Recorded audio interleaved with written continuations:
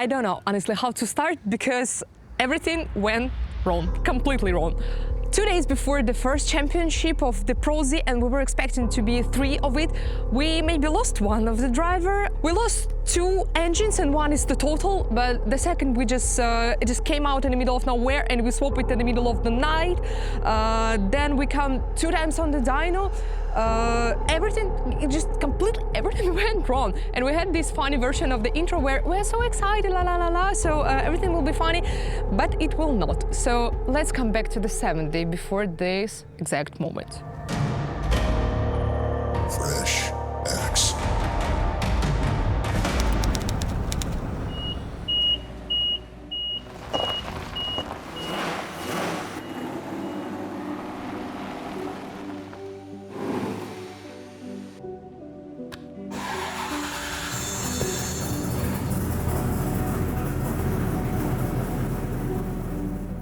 Overall, our first launch did not go without surprises because we encountered the issue that the trigger pattern was incorrect. And in the standard preset link, which suggests the operation of such an engine, for some reason the trigger pattern did not match ours, so we had to recalibrate it manually. But overall, everything went smoothly. At least everything started and worked for us. And generally speaking, there was no reason for concern so far. Let's see how it goes further.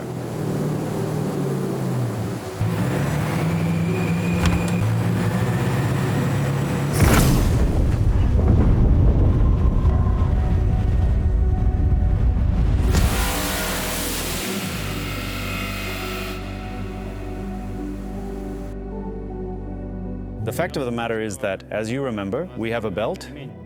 More precisely, our engine is supercharged and the boost is provided by a centrifugal supercharger. It has a belt drive. But we're simulating a scenario where during a race the belt might break. So we must be prepared for this, and the engine needs to be tuned for both boosted and naturally aspirated operation. So that in case of a breakdown, it would work without a belt? Yes, so if during the race the belt breaks and flies off, then we can continue. Yes, we'll lose power, but nevertheless we'll keep going. Overall, even if we hadn't modeled such a situation before tuning a turbocharged engine, we would need to tune it in its naturally aspirated version. And we have just completed this. Everything is working as it should, everything is fine. We've managed to achieve a very substantial tune for this particular naturally aspirated version. We're seeing figures of around 600 Newton meters of torque at the wheels, and approximately 450 to 60 horsepower, also measured at the wheels. Yes, it's not a lot, but all in all, it's quite sufficient for emergency operation. And now the most exciting part begins, because we've just put the belt on, and now, as the engine RPM increases, our boost pressure will start to climb. And consequently, I believe we're going to achieve a really impressive number today, and overall... And what numbers are we waiting for? Well, initially, we're aiming for 1,000 horsepower at the wheels, and overall, in this setup, it probably won't be an issue. The main thing is that the engine is running normally, the whole car is running normally. We don't have any problems, no leaks, no overheating. All our pressures are fine, all temperatures are fine, so now we'll take a break and proceed to the next tuning stage.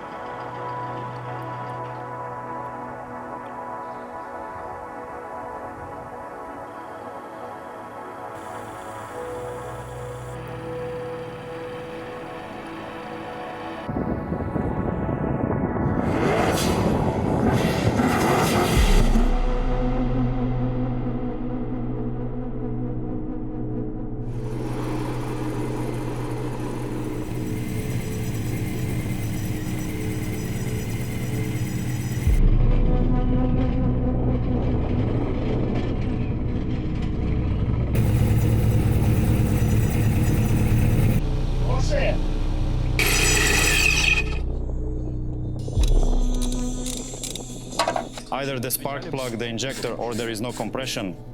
So what's the timeline of events? I left. There was really no stress. I just worked the gas, drove a couple of laps.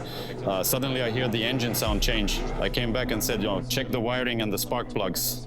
We found the second cylinder wasn't working. We unscrewed the plugs. The spark plug was wet. We screwed in another spark plug. It didn't work. We tried a different coil with a different wire. It didn't work. It stood there rattling, and at some point started working worse and worse. And then my intake temperature shot up, 125 degrees, as if something had happened with the cylinder. Point is that the first day started quite funnier than it proceeded, because we've faced with a couple of issues with the engine and injectors with the car of Dan and Damir, and we have to fix it in a box. It's going on a workshop to rework, rebuild, and for the car of Anatoly, we're now changing and swapping the steering rack, and we'll see if it will work, because now it's not.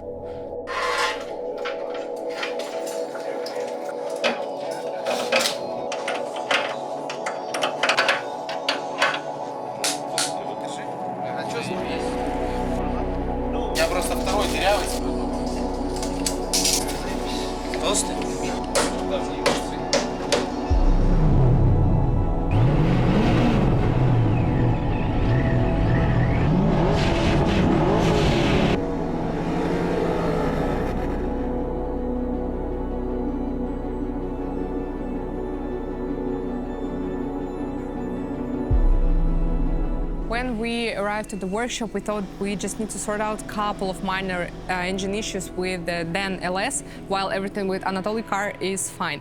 But then we started to check the engine conditions, and things got even worse.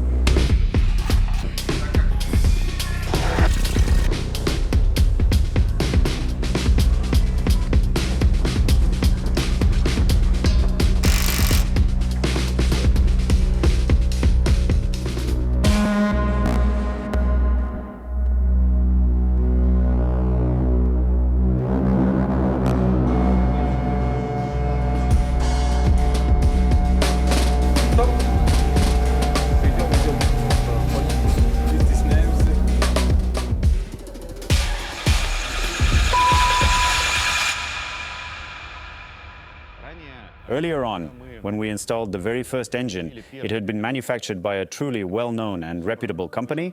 We didn't actually assemble it ourselves, you see? We simply acquired ready-made engines. Once we had completed the break-in cycles and the tuning process on the dyno stand, we then returned to this very track. And quite literally, after our very first run, we immediately observed some abnormal engine behavior. Firstly, we noticed that oil had been forced out through the rear crankshaft seal, which was a clear indication that something was definitely not going according to our plan. Then we noticed that at some point during the run, the crankcase pressure sharply increased, which meant compression gases were leaking into the engine's crankcase, and essentially, this caused the rear main seal to fail.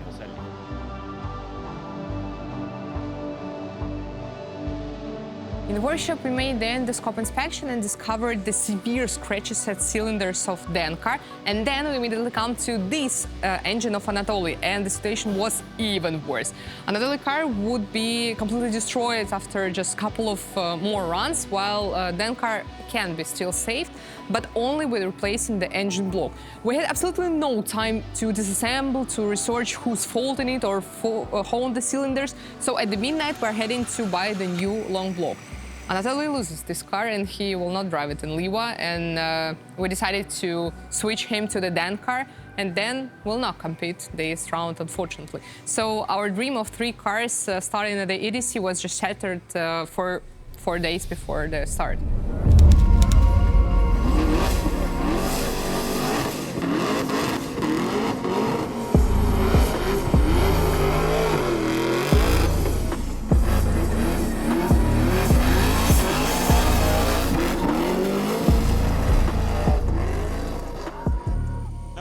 Гляну.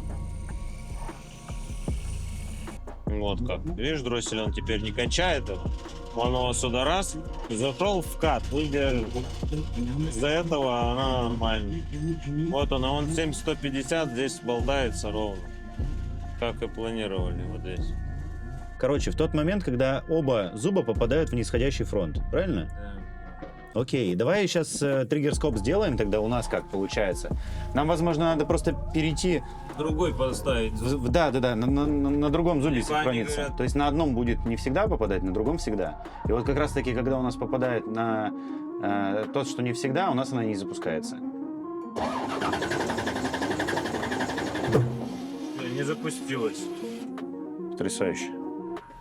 Вот и смотри, что у нас. У нас 4-й зуб. Вот у нас, да, совпадение сейчас, где оба нисходящих У фронта. нас вот этот фронт. Вот. Мгм. Ну вот, смотри, получается верная позиция для синхронизации вот раз, и вот два, вот здесь вот. Это два одинаковых участка. Давай посчитаем количество зубов тогда. 8, 9, 10, 11. 11 вот попал. Ну, давай попробуем сейчас сюда 11 ставим и пробуем запускаться. Тоже должно быть так же. Погоди, мы сейчас, если поменяем с тобой этот, то всё поедет. у нас уедет, а строба у нас нет с собой. Я и говорю, что это надо там уже и заниматься. Да. Ну, короче, надо вот с этой штукой разобраться. Да? Я тоже так думаю.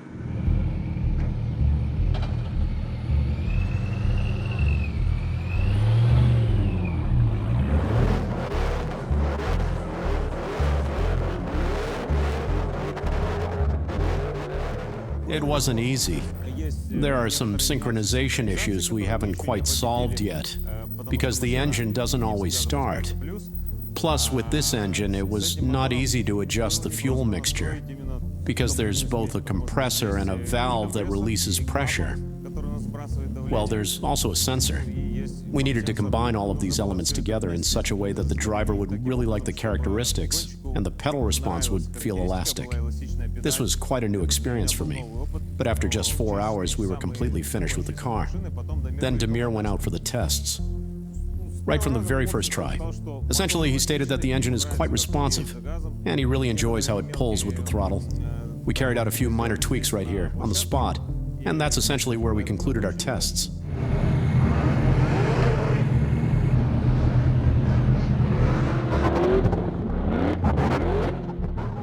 Yes, it's a bit of a tricky configuration to set up, especially when you're dealing with a Charger and a V8 engine, but nevertheless, everything worked out in the end.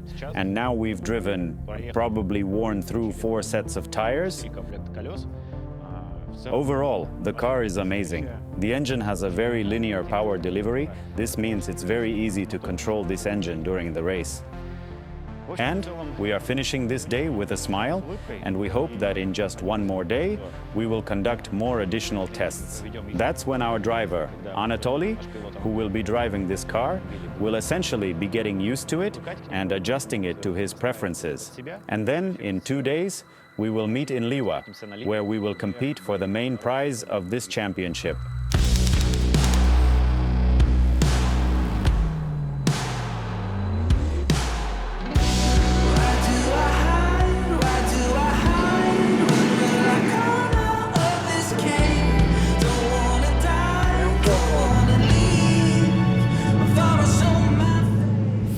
Here we are, at least with Malkovain again. It is only one day before Liwa. EDC is already tomorrow, and it's our last test after the week of breakdowns and repairs. And today we'll finally know if we'll make it to the Emirates Drift Championship or lose the first start of this season. So let's check how will be tested. Hope everything will be okay, so fingers crossed. Ну, мне нравится тачка. Потенциал нравится.